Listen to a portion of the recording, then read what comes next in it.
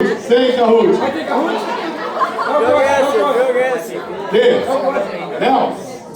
Joga essa. Não. Na próxima semana, se alguém vai liberar, aí eu passo Kahoot pra vocês. Se alguém vai liberar. A Neiva liberou. Libera, Neiva. Mas vamos lá. Agora foca. Hoje, vamos lá, galera. Vamos prestar um pouco de atenção aqui. Volta um pouco aqui para atenção. Eu sei que vocês estão cansados. Vocês estão aqui desde as 5 horas da manhã. Se preparando desde as 5 da manhã para essa aula. Sei que não dá para resolver todas as questões do vestibular, ou resolver o vestibular para você em 1 hora, falando sobre geografia e sociologia. Então você vem aí estudando desde o começo ali do ano, já se preparando para esse vestibular. Vamos. Mas hoje, aqui, para finalizar essa aula que a gente está tendo, vamos passar e falar algumas coisas aqui, falar sobre alguns conteúdos, tá? Na prova da UEM, o vestibular da UEM, são 10 questões que vão cair ali, de humanas, tá? Diversos temas, tá? As questões, a prova de ciências humanas, consolida história, geografia, filosofia e sociologia, em um único bloco. Esse primeiro dia aqui, já só um dia agora, você sabe, para resolver, não temos mais específicas. Na legislação estadual, exige que no mínimo 20% das questões de humanas, geografia e história, sejam voltadas para o Paraná. Ou seja, se for cair uma questão de geografia física, pode ter certeza que ela vai estar se remetendo ao Paraná. Por isso que esse mês eu vim ali falando com vocês sobre Tibagi, Ivaí, Iguaçu, falando sobre as bacias do Paraná, 16 bacias. É importante você saber disso. Também não só isso, mas a gente contextualizou ali a questão dos relevos paranaenses, dos 3 planaltos paranaenses. Tá? Primeiro planalto, você sabe qual que é. Segundo planalto, você sabe o que é. Terceiro planalto, você sabe qual é. Planície litorânea. E tudo isso é um processo. Não dá para chegar aqui no Revista Show e eu começar a falar sobre essas questões para você. Mas ainda a gente tem essa semana para você tirar as dúvidas, para você estar afiado ali para o vestibular. Tá? Bom, da geografia, falando mais da geografia, a gente vai ter ali alguns pontos cruciais. Cartografia, a gente vai ter a geografia econômica, uma que está caindo constantemente no vestibular, porque aborda mais a atualidade, que é a globalização. Quando a gente fala de globalização, eu falo para você, passe o ano inteiro vendo jornal. Quer ser bom em geografia, sociologia, nas humanas, mantenha uma constante leitura. Assista bastante jornal para você se inteirar com as atualidades. Afinal, agora acabou de ter um terremoto na Venezuela. Não será absurdo nenhum se aparecer nos vestibulares do final do ano. Não será absurdo se aparecer algumas provas sobre tectonismo, aparecer sobre desastres que aconteceram na Turquia, que aconteceram no Japão. São esses lugares, tá? Então a prova vai ser elaborada com as coisas que estão acontecendo. As escalas, né? Isso aí é muita coisa. Acontecendo ali com essas questões, tá? Afinal, você vai ter que estudar sobre guerras, se falar sobre Primavera Árabe, se falar sobre Ucrânia e Rússia, se falar ali sobre Israel e Palestina. Se você tiver uma constante leitura, você vai estar por dentro desses assuntos. E é assim que você vai se informando. É assim que você vai se mantendo atualizado para o vestibular. Tá? A prova agora já está feita. Claro que não vai cair nenhuma questão sobre Venezuela, sobre os temores que aconteceram lá agora. Mas é possível, no final do ano, não seria um absurdo, porque a UEM costuma fazer isso. E afinal, nos últimos 3 vestibulares, caíram sobre globalização, tá? E ela abandona um pouco a questão ali da geografia física. Não que ela deixa totalmente de lado. A UEM está abordando ali ainda a questão de relevo, aborda a questão ali de massas de ar, aborda a questão de climatologia, só que não tão incisivo, optando por essas questões da globalização mais contundentes, tá? Passa. Calma, tem que postar fé. Travou. Por que ele tá bravo? Opa, O Paulo estava na frente. eu acho que ele agora foi demais, ou não? Beleza. Aí, foi. Aqui, continuando falando para vocês, falei que não está sendo tão contundente a questão ali do relevo, mas não é que é para você abrir mão dele e não estudar. Afinal, a gente vai ter que juntar na geografia, na ciência que vai contextualizar ali o homem e o meio, a gente vai ver que o relevo vai ter uma função muito importante para a economia do Paraná. E é ali que vai morar o segredo de você estudar os aspectos físicos do Paraná. Porque você sabe que a gente está em qual planalto? Terceiro planalto paranaense. Um planalto mais fértil. E isso vai combinar com o quê? Com a agricultura. Então, a agricultura do Paraná é muito importante para o PIB. Vai começar a juntar essas questões. Então, você saber onde está o terceiro planalto, o segundo planalto, o primeiro planalto. Juntar ali com a questão dos nossos rios endorreicos, juntar com a questão da nossa bacia da Platina, juntar com essa drenagem do Paraná, que isso tudo a gente tem que desenvolver em aula, porque você sabe que é muito específico, mas serve aqui para você estar lembrando que essas questões caem com frequência, você vai estar se organizando. Tire essa semana não para estudar mais, afinal não dá mais para você estudar para essa prova, não quero que você fique sobrecarregado. Não, eu quero que você...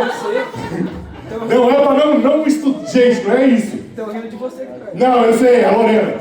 Eu quero que você leia e relembre alguns pontos, mas não se coloque uma carga muito pesada para falar, putz, professor, deixei muita coisa para trás, eu vou estudar essa semana e vou virar. Aí você vai acabar se estressando demais, se preocupando demais. Então, todas as questões que a gente está batendo aqui, todos os temas que a gente está falando, foi feita revisão em aula, foi dado em aula, não só da matéria de geografia, mas das outras matérias, e diversas outras coisas. Então, tente lembrar, tente passar, tente fazer ali com que você tire a sua preocupação, mas não se sobrecarregue, tá? Afinal, ainda tem o final do ano, e não se decepcione se você não passar nesse vestibular. É um processo. E a gente está aqui para ajudar vocês nesse processo, tá? Se tiver que fazer de novo, a gente faz 1 milhão de vezes. Bom, coisa importante, quando a gente fala de agronomia, quando a gente fala de relevo, quando a gente fala de clima, a gente vai cair numa parte muito importante do Paraná, que é aquela viradinha de chave de 1975, que aconteceu o quê? A geada negra. O Paulo falou primeiro. A geada negra, que sempre é citada. Por quê? Por causa que ali no Paraná troca de commodity, passa para a soja. Muito importante a gente saber disso. Geopolítica, nova ordem mundial. A gente trabalhou isso em sala essa semana. G20, G7, BRICS, todas essas questões. Aí eu pergunto para vocês, o BRICS é um bloco econômico? Não, na prova estava errado o gabarito. Na prova está lá o gabarito, a UE errou ano passado e ainda deu uma desculpa esfarrapada falando que o BRICS é um bloco econômico, que é alguma linha, e não é, a gente sabe disso, tá? Tanto é que ficou feio. Hã? Tem que arrumar o gabarito da prova. Tem sim. Pronto. Bom, morfologia, os nossos biomas, é um vento, as nossas massas de ar, as nomenclaturas, tá? Lembre, MPA, significa MPA. Ela fala de novo primeiro que Silva. Massa polar, atlântica, massa tropical, massa equatorial. Só. Agora eu não tô na frente. Mas eu tenho que dar agilizada. Urbanização. Ilha de calor e inversão térmica. Vamos lá, galera. Joga de volta pra ele agora, ele vai guardar o seu celular. Só falando, gente. Urbanização. Quantas cidades o Paraná tem? 399. O Juan ganha de novo. O Juan ganha de novo. Oi, posso falar? Não é 400 menos 1? Qual foi a última cidade que o Paraná queria criar? 500. 500. Para ser o número 400 em comemoração do Brasil. Tem essas questões urbanas, da regionalização do Paraná que a gente tem que sempre estar batendo. Mas, novamente, se você manter uma leitura contínua das notícias, você vai ficar inteirado sobre isso. Então, é importante estudar, mas é importante também você ter uma leitura ali no jornalismo, tá? Manter o foco, não só ficar vendo o Instagram. Para terminar aqui a minha parte, deixar o professor Paulo desenvolver um pouco sociologia e a gente tentar resolver algumas questões aí para o vestibular, só para você tirar umas dúvidas. Falar sobre o IDH. Lembra que eu falei em sala de aula? O IDH, ele não consegue medir as desigualdades, ou sequer consegue ver ali se a população está utilizando a infraestrutura corretamente. Então, se preocupe com o PIS e com o IDHI, tá? Que pode cair, está sendo mais tendencioso aí para esse lado agora nas provas. Como que é o nome daquele outro lá? PIS e o IDHI. Só fazer uma fala aqui, galera. Gente, sobre IDH, DHI, essas questões mais estatísticas, né? É importante a gente entender que a sociologia, ela utiliza as estatísticas muitas vezes para entender se as políticas públicas estão funcionando, né? Só que a sociologia também utiliza a estatística para dizer, como o professor Guerreiro acabou de falar para vocês aqui, que a gente não consegue ver as particularidades do que está acontecendo na sociedade, né? Por exemplo, o Brasil é um país pobre ou um país rico? Mais ou menos. Mais ou menos, emergente, né? O Brasil é um país extremamente rico. Uau! A revelação de imposto é. Só que daí eu pergunto para vocês, essa riqueza, ela é bem distribuída? Aí que está o X da questão. Quando nós falamos então da sociologia na UEM, galera, é importante vocês entenderem alguns aspectos que são cobrados. Como o Guerreiro acabou de falar aqui, nós não temos como trabalhar todos esses conteúdos agora, explicar um por um, né? O que a gente vai fazer para vocês? Mostrar quais são os caminhos, né, que são abordados dentro da UEM, né? Lógico que esses caminhos a gente vai trilhar em cada aula, mas aqui hoje a gente só vai indicar o caminho para vocês, tá? Para vocês, inclusive, poderem ir fazendo o estudo pessoal de vocês lá, tá? Então, tenham esse material que nós usamos aqui hoje como um guia para vocês ampliarem os conhecimentos de vocês. Como o Guerreiro falou, né? A questão de você estar sempre acompanhando o jornal vai casar muito bem com o que a gente aprende das teorias da sociologia, né? E principalmente, isso vocês podem perguntar para a professora de redação de vocês, que o quê? A professora Digão, desculpa, gente. Depois eu peço desculpas pessoalmente para ele, tá, galera? No caso, galera, então, vocês podem perguntar para o professor de redação de vocês que a fonte de argumentação mais importante que vocês têm na escola para desenvolver a redação são as matérias de humanas, né? São essas disciplinas que vão dar para vocês, né, o conteúdo para você poder desenvolver, né? Então, por exemplo, recentemente nós tivemos redação que falava sobre o trabalho da mulher, né, que era Isso foi no Enem, se eu não me engano. Né? Atrasado. Uma tendência, gente, que ainda não foi cobrado nos vestibulares, nos testes que nós estamos fazendo recentemente, e que está na cara aí, logo logo vai ser utilizado, é a tal da inteligência artificial. Tá? É um assunto que pode ser muito batido, mas é uma questão que está em alta ali. Tá? Então, só para vocês entenderem como que aqui vocês podem encontrar muitos argumentos para poder utilizar nas redações de vocês. Tá? Eu vou falar um pouquinho aqui, galera, dos temas mais abordados, tá?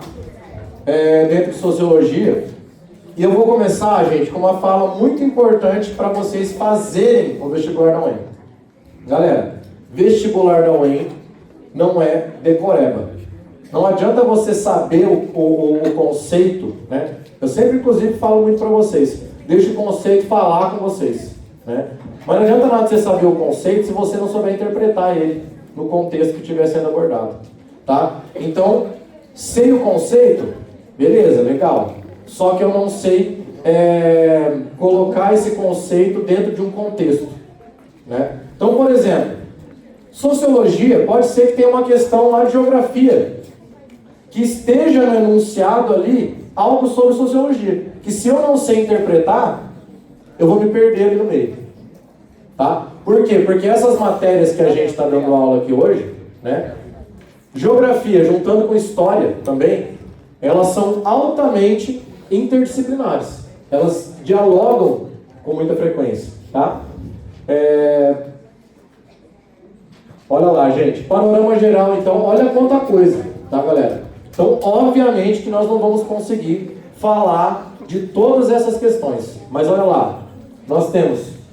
Gente, isso aqui é o carro-chefe da UEM, tá? Essas questões de desigualdade social. Tá? Pobreza e exclusão social. Isso aí dialoga com a geografia completamente, né? Porque isso aí entra aquela questão do IDH, do DHI, né?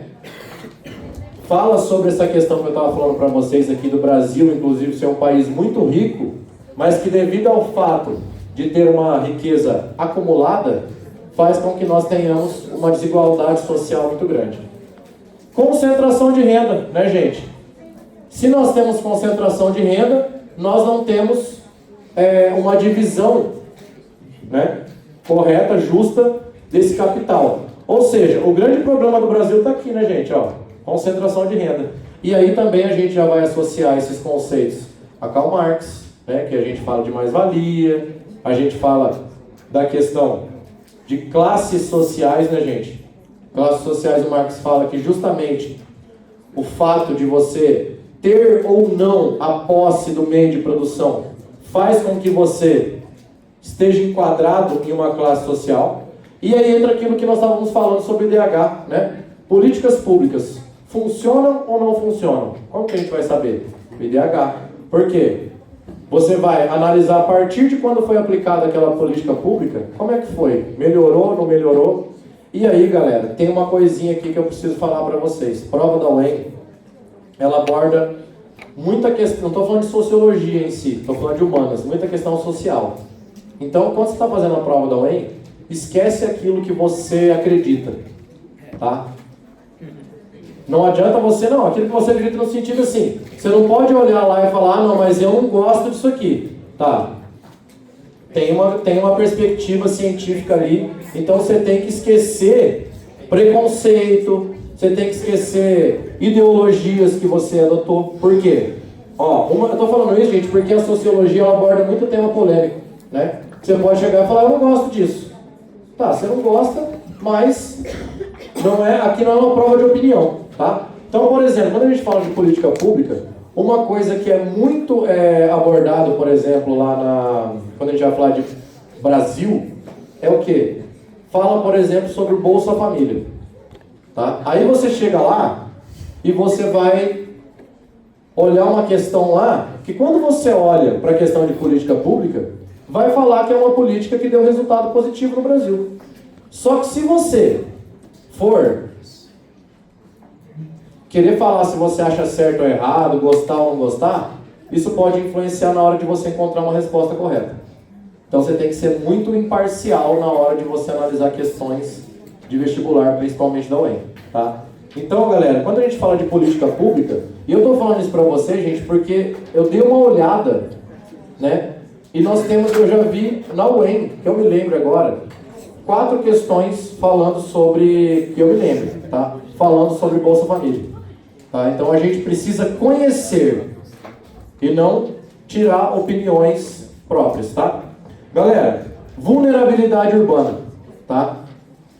Cultura e dominação. Galera, isso aí vai Bourdieu, isso aí vai Max Weber, que a gente já viu nos clássicos da sociologia no começo do ano, né? Quando a gente fala de dominação carismática, de dominação tradicional, de dominação legal racional, tudo sendo abordado aqui nesse tópico aqui, ó.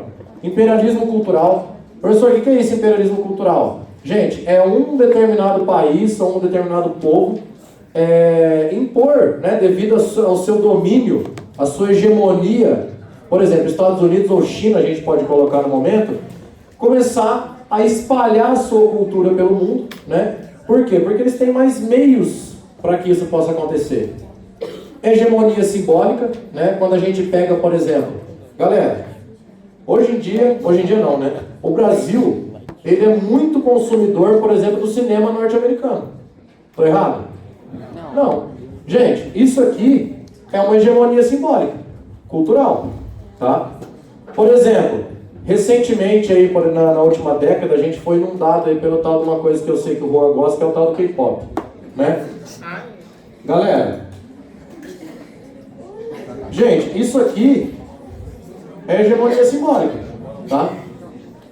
Isso aí é globalização. Posso falar um negócio? Com certeza. Sobre a questão dos filmes, né, consumo norte-americano, se você não morar dentro de uma caixa de papelão, você já assistiu Se Beber Não Case. Sim. Certo? E esse tipo de comédia, norte-americana, ela vem perdendo força. Por quê? Você não foram de 22 filmes anuais para 7 produções hollywoodianas desse tipo de comédia. Porque eles estão mirando agora o mercado chinês. E os chineses não gostam desse tipo de filme. Porque não entendem as piadas norte-americanas, porque é um choque de cultura. E aí quando você fala assim, professor, mas a China, deixa a China para lá, vão vender para outras pessoas. China e Índia são 40% da população mundial. Representam ali seus 3,8 bilhões de pessoas. Então, alguns filmes que foram nos últimos anos líderes de bilheteria, você talvez não tenha assistido, porque foram produzidos para o mercado chinês, tá? Porque a gente consome bastante coisa americana ainda, mas isso tende a mudar daqui a alguns anos, beleza? Valeu, guerreiro. Olha lá, gente, outra coisa, mídia e consumo, né? Quando a gente fala, por exemplo, aqui a identidade cultural, né? É aquilo que faz com que a gente consiga se identificar de um determinado país, né? Então, por exemplo, quando a gente fala de... Cara, Copa do Mundo agora, quem que vive Copa do Mundo igual a gente vive? Ninguém, cara. Isso aqui, por exemplo, a gente está aqui hoje, né? Só que a gente também está um pouquinho pensando em amanhã. Todo mundo ansioso já, né? Então, assim, galera, quando a gente fala de identidade cultural, você chega e fala Brasil. Quando você fala Brasil na gringa, o que a galera já fala do Brasil? Carnaval, samba, feijoada, futebol. Isso aí também, mas deixa pra lá. Também, né? Cachaça às vezes, né, gente? Mas, pessoal, olha quanta coisa. Pessoal, olha quanta coisa que vocês falaram que identifica o Brasil lá fora. E que faz com que muitas vezes a gente também consiga se identificar como brasileiro.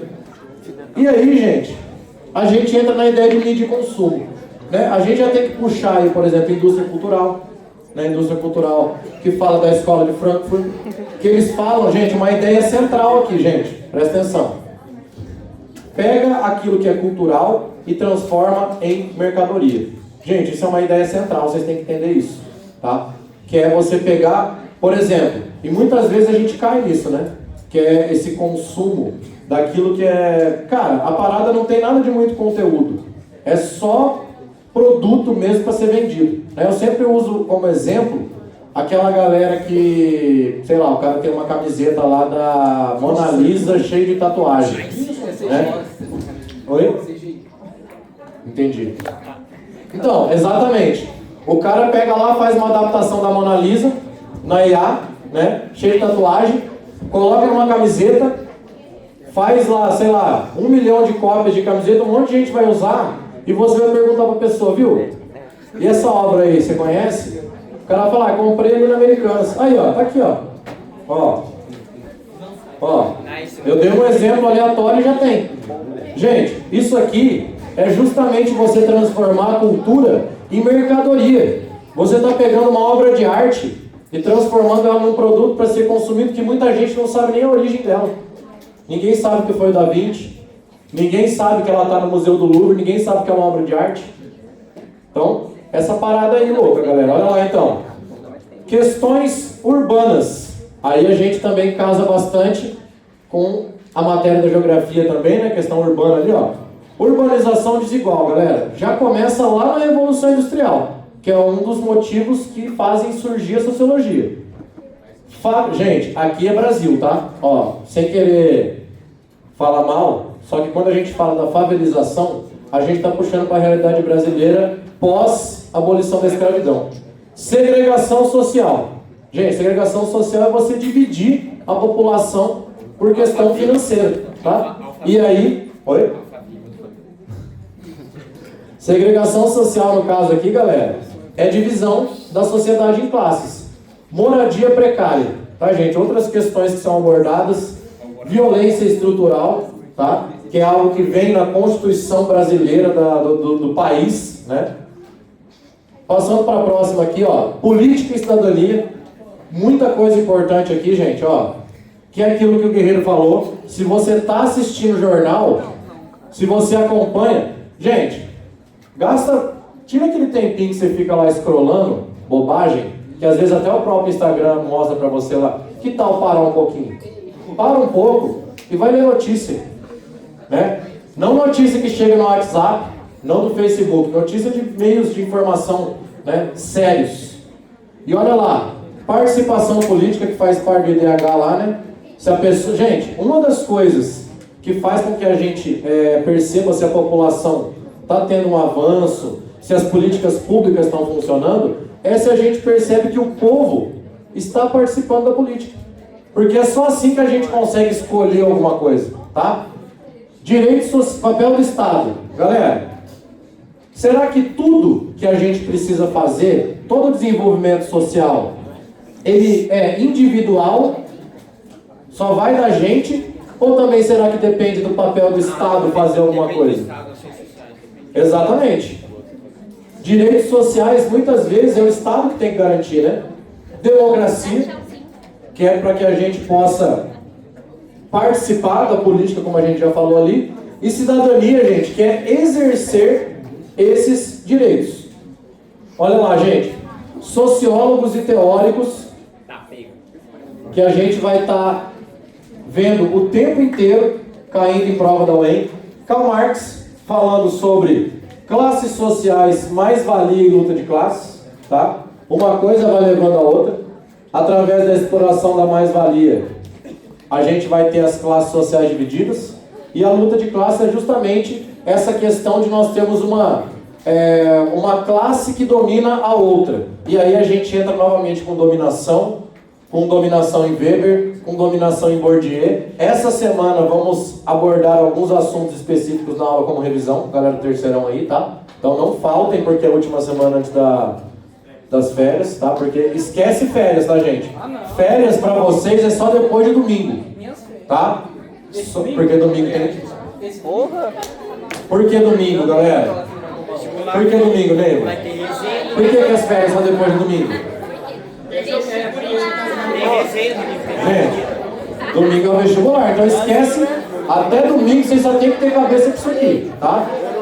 Gente, Bourdieu, eu vou falar sobre esse cara aqui essa semana, tá? Não, o terceirão. Ó, capital cultural, Gente, quando a gente fala de capital cultural, então, é tudo aquilo que a gente tem de conhecimento, tá? Que nos faz, muitas vezes, conseguir ter uma vida de mais sucesso, né? Ou então, manter uma condição financeira que a gente já tem na nossa família. Gente, Theodor Adorno, indústria cultural e teoria crítica. Indústria cultural, gente, ó, vamos lá. Indústria cultural é justamente aquilo que eu falei. Você pega algo que é um elemento cultural e você transforma aquilo em mercadoria. Olha o nome, gente. Deixa o conceito falar com você lá no teu coração. Indústria cultural. Eu estou transformando a cultura em mercadoria. Só que quando eu faço isso, eu acabo eliminando o pensamento crítico. Você consome aquilo só porque está na hype e, na verdade, você não está pensando sobre aquilo, tá? Max Horkheimer, galera, olha lá. Razão instrumental. Razão instrumental é aquilo que a gente faz hoje. Tudo que é feito hoje em dia é para se tornar algo útil e consumível, tá? Escola de Frankfurt, que é a qual esses caras aqui pertencem. Gente, Emile Durkheim, simplesmente um dos pais da sociologia, foi quem simplesmente criou os métodos da sociologia. Florestan Fernandes, sociólogo brasileiro, vou falar essa semana também. Ele fala sobre o mito da democracia racial que foi criado por Gilberto Freire, dizendo que no Brasil não tem democracia racial, como a gente sabe, né, galera? Só que nós temos um sociólogo que falava que justamente pelo Brasil ser um país miscigenado, não tinha problema racial no Brasil. Gente, temos problema racial no Brasil? Demais. Muito. E o Florestan Fernandes quebra essa ideia e fala, gente, nada a ver. Aqui no Brasil, desde que acabou a escravidão aqui, a população ex-escravizada é colocada às margens da sociedade. Gente, Carolina Maria de Jesus, é importante eu separei ela aqui, porque ela não é uma socióloga, tá? Ela é da área da literatura. Só que ela escreveu um livro chamado O Quarto do Despejo. Oi? Aí, ó. Tá aí. Gente, simplesmente esse livro, ele fala justamente sobre a segregação social. Sobre a posição do povo pobre sendo como que, tipo assim, cara, ninguém quer falar sobre isso. Né? Vamos falar só sobre a parte boa, sobre o povo rico, sobre o povo da classe média. E o pobre a gente deixa no quarto do despejo. Que é tipo aquela dispensa onde você coloca as coisas que você não quer mostrar. Quando alguém vai visitar a tua casa, você pega e joga toda a tranqueira lá dentro para ficar escondido e ninguém vê, né? É basicamente como dizer que você quer esconder o pobre. E daí isso entra naquele tema que eu falei de favelização. Por quê? Porque você faz uma higienização, só pensar da crise da crise da vacina, 1912, né? Que é o Rio de Janeiro.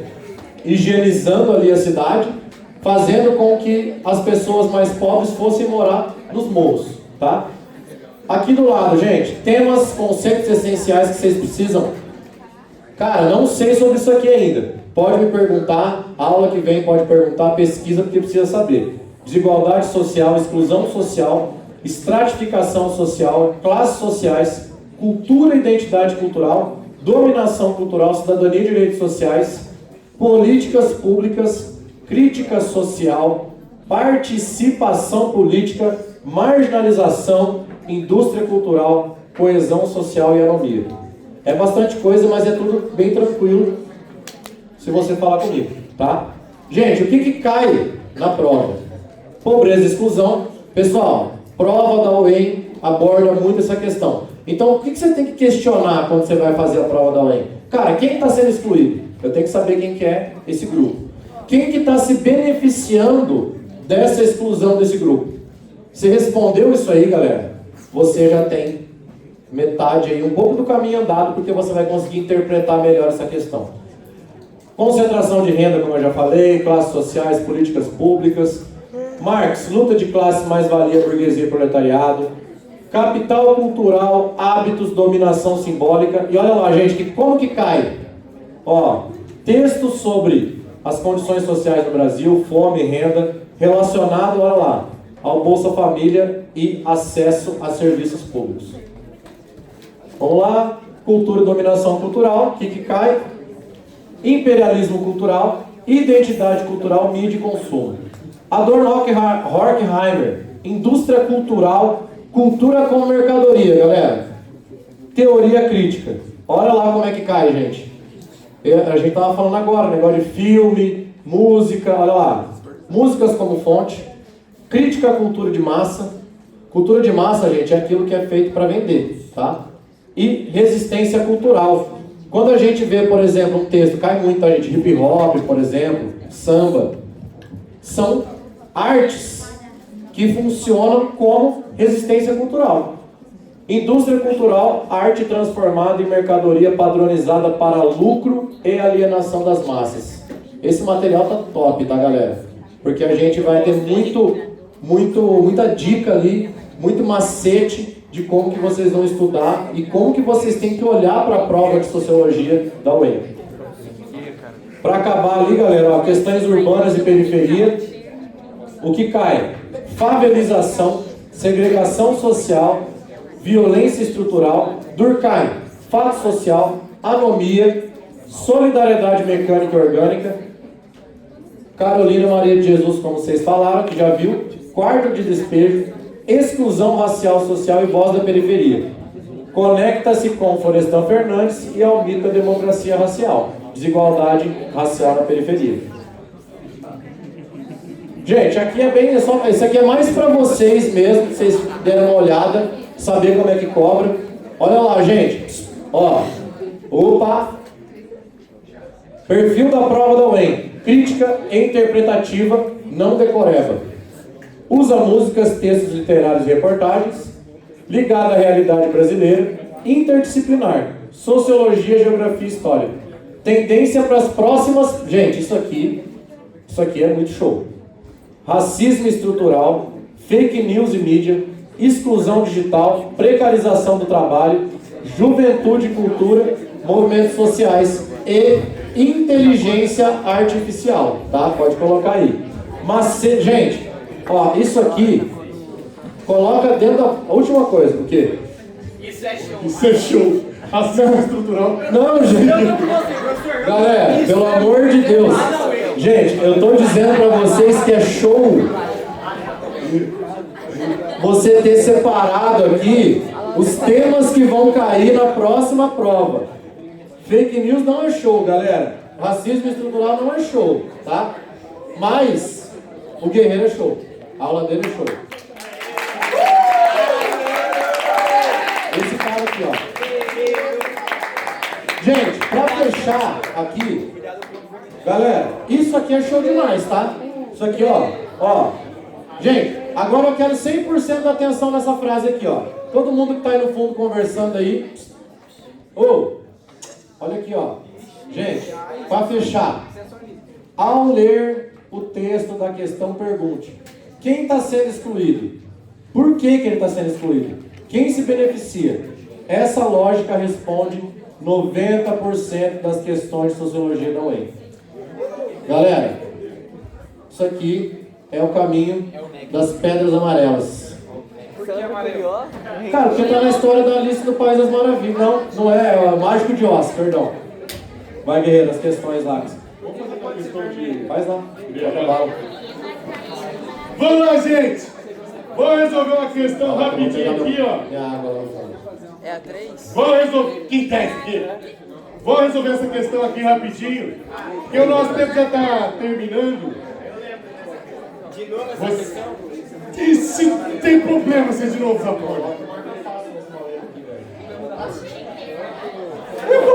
Vocês estão cansados dela. Vocês têm que ver todas as questões até enjoar, porque assim vocês vão decorar os negócios. Fugiu a palavra na cabeça. Você tem que saber o que eu tô. Não, calma, Zé Paulo, calma. É só um jeito de falar. É só um jeito. Estão te chamando de Enéas aqui no fundo. Vou matar esse moleque. Você faz... Calma, vou matar esse moleque. Vão lá, vocês me deixam puto. Calma. Vamos lá, gente. Você quer um soco já? Não quero nada. Questão 29 da UEM 2025 sobre IDH, sobre os indicadores das condições de vida da população, incluindo questões relacionadas ao índice de desenvolvimento humano, IDH.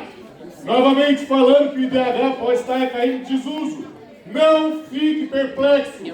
Se cair ali o PIS, não PIX. Se cair DHI, por exemplo, Pode ser o Pix mesmo. não é PIX. Assinale o que for correto sobre isso. 01. Não tá certo, deixa eu ler primeiro. As três variáveis do IDH são longevidade, educação e renda. Quem falou? Tô zoando, galera. Só pra ver se vocês estavam com firmeza na resposta mesmo, tá? Mas lembra, gente, ali na questão da renda, do PIB, ela oculta algumas coisas. Oculta desigualdades. Até porque se a gente pega nessa sala aqui e mete o Elon Musk no meio, o PIB per capita de todo mundo vai subir. Mas ninguém vai usufruir. Significa que todo mundo tem bastante dinheiro? Se colocar o Elon Musk, significa que todo mundo... Não. Você é um cacete, Ó, só pra... Ô, Guerreiro. Não vou falar isso não, senão vai deixar o pessoal na bad. Deixa quieto. Não, eu só ia falar que esses dias eu fiz uma loucura aí, fiz uma conta lá, quem tava na sala lá do segunda série viu, que o Elon Musk, se ele viver até uns 100 anos, parar de trabalhar hoje, tiver que gastar o dinheiro dele tudo até o final, 60 milhões de dólares por dia, tá? Fica com essa pra vocês ficar com um final de semana legal. Vai lá, guerreiro. 60 milhões. Vamos lá! 02. O IDH é elaborado no início da década de 90.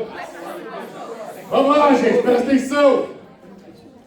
Elaborado no início da década de 90 pelo Programa das Nações Unidas para Desenvolvimento, PNUD, busca oferecer uma métrica multidimensional das condições de vida. Tá certo? Por que o leite? Não sei, peraí. Do olho. Acho. Cadê a boca? Aí você tava na prova também. Põe no olho. 04! Presta atenção, gente, senão a gente não vai sair daqui. Deixa eu terminar isso. Os caras estão perdendo dinheiro ali, a gente tem que mandar eles embora pra casa. Fica apostando errado ali, ó, no tigrinho.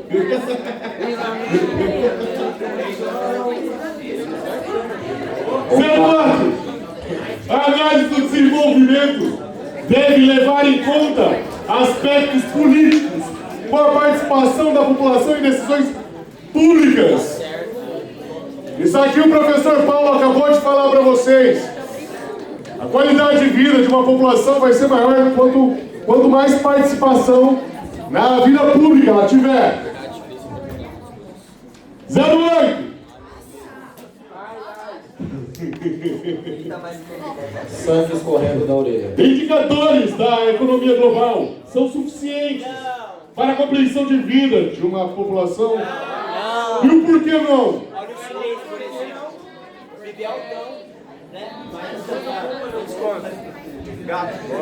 Ok.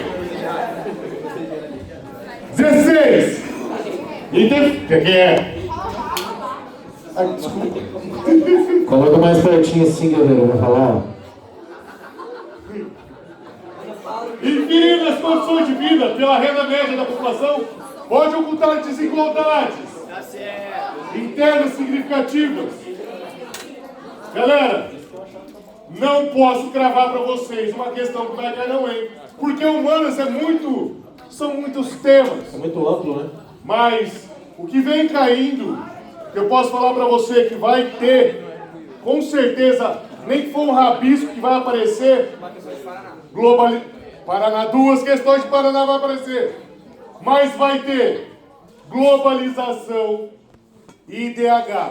Alguma coisa vai aparecer, sempre aparece, tá? Você quer resolver uma de sociologia? Cara, vou resolver uma de sociologia também. Senão eu fico com inveja, né? Tá certo que o guerreiro tá mais tempo que eu, mas eu quero resolver uma questão aí também. Essa aqui, ó. Calma. Não, gente, vocês têm acesso ao conteúdo aí, eu preciso que vocês saibam a resposta, né? Justificativa ali e tal. Essa aqui, ó. Essa aqui. Gente, ó, essa aqui, galera, fala sobre o mito da democracia racial. Como eu já dei uma pequena pincelada, né, Juan, sobre o que é a democracia racial, só para repetindo aqui, galera. Gilberto Freire, ele dizia que devido à miscigenação, né, no Brasil, o que é miscigenação? Né? A mistura de etnias, tá? Aqui no Brasil não tinha problema social, não tinha problema racial. Por quê? Porque todo mundo, ninguém tem uma raça pura no Brasil, né? Então, por isso não teria problemas raciais. Ah, o Guerreiro rindo. Não, é o Lucas ali, ó. É aquele tá. Tá. Aí, galera, então, voltando aqui, o cara dizia que devido à miscigenação não teríamos problemas raciais no Brasil. O que a gente sabe hoje em dia que é uma falácia, né? E aí vem o nosso glorioso Florestan Fernandes e mete o pau no Gilberto Freire e fala assim, negativo, cara. Nada a ver esse negócio de democracia racial, não. O Brasil é um dos países mais desiguais do mundo, principalmente por questões raciais, tá? Então, olha lá, galera. Sobre o mito da democracia racial, estudado por Florestan Fernandes para explicar a marginalização dos negros após a abolição e a proclamação da República, assinale que foi correto, tá? Galera, segundo o mito, os negros não têm problemas e não sofrem discriminação no Brasil. Segundo o mito, tá? Não a crítica, tá? Ó, gente, calma, não misturem as coisas. 2, pela índole democrática do povo brasileiro, as pessoas não são classificadas racialmente, segundo o mito. Gente, eu preciso que vocês dêem um segundinho aqui de bastante atenção, porque é o seguinte, tem aquela galera que o cara chega e fala assim, tô pronto, arrebentei, aí o cara lê até aqui só. Pela índole democrática do povo brasileiro, as pessoas são classificadas, tá errado, foi embora. Não vou assinar lá, segundo o mito. Aí o cara já não marcou, já perdeu aquele 10º que era o que ia aprovar ele medicina, né, Juan? Que não vai acontecer com o Juan, porque ele tá aqui no Revisa Show, cara. Ele tá aqui, então ele não vai errar essa parada. Ou seja, a 2 está certa também. 4. De acordo com o mito, todos os brasileiros tiveram as mesmas oportunidades de riqueza, prestígio e poder na expansão urbana e industrial. De acordo com o mito. Agora, 8. Segundo o mito... Cara, que mito é esse? Toda hora é segundo o mito, né, galera? Segundo o mito, os negros brasileiros estão satisfeitos com a sua condição social e estilo de vida? Segundo o mito, sim. E agora, segundo a realidade? E a última aqui, galera. Em razão da discriminação histórica, é necessário reparar os danos causados aos escravos e seus descendentes. Calma aí. Gente, em razão da discriminação histórica. Não tá dizendo segundo o mito aqui, tá? Eu sei. Só que vamos lá. Só que tem uma questão, galera. Tá questionando aqui em cima sobre o mito da democracia racial. A gente quer... Não, mas aqui tá falando, aqui não é sobre o mito. Não, o mito não fala disso aqui. Então tá errada essa. Galera, tomem cuidado. Eu separei essa questão justamente porque ela expressa o espírito de sacanagem da UEM.